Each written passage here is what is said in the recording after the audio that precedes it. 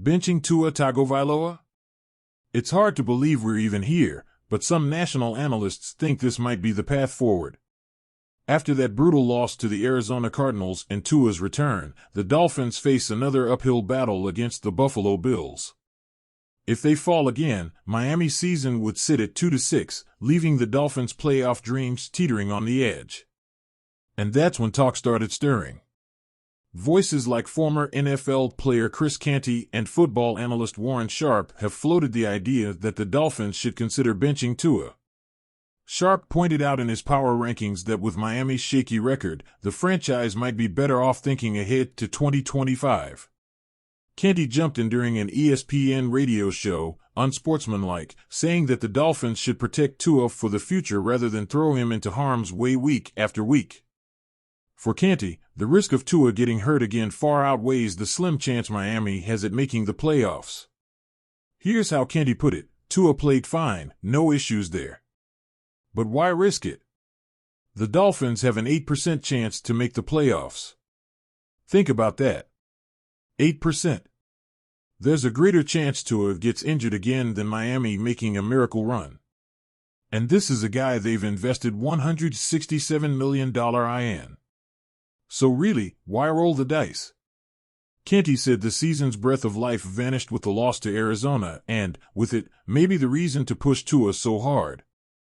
To him, it's about protecting the future and avoiding unnecessary risk. But it's not just about Tua alone, right? If Miami can't get past Buffalo, and let's be honest, that's a tall task, it would seem like the season is all but a wrap for playoff contention. And that brings up some hard truths.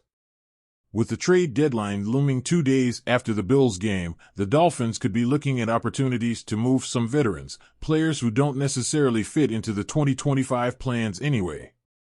Edge rusher Emmanuel Ogbah and veteran defensive lineman Calais Campbell come to mind.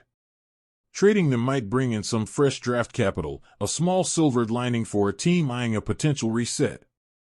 Draft picks aside, there's an undeniable layer of complexity here. The Dolphins are clearly committed to Tua as the team's future, at least for the next couple of years. And the last thing this franchise needs is for him to go down with another injury, especially if things come to the brutal reality of a lost season. For instance, giving some playing time to Skylar Thompson, or maybe C.J. Beathard, could serve a dual purpose, keeping Tua safe and letting the backup QB options get meaningful reps. That way, the Dolphins could assess if these players could be reliable support, making future decisions about the backup spot a little easier. But there's a lot more to it than just plugging in a different quarterback. How would this kind of decision sit with key veterans on the team? Tyreek Hill, a powerhouse on offense, and Jalen Ramsey, a leader on defense, have been doing their part to keep the team competitive. Would they be satisfied if the Dolphins suddenly pulled back, sidelining Tua in favor of player development? Would they be okay if the franchise leaned toward a long-term strategy instead of chasing whatever slim shot remains this season? It's a tough pill to swallow. And where would this leave the fans, the people who have supported the Dolphins through thick and thin? This is a fan base that's had to endure the longest playoff victory drought in the league. If the playoffs, or any hope of a deep playoff run, were off the table, it's hard to imagine the frustration wouldn't spill over.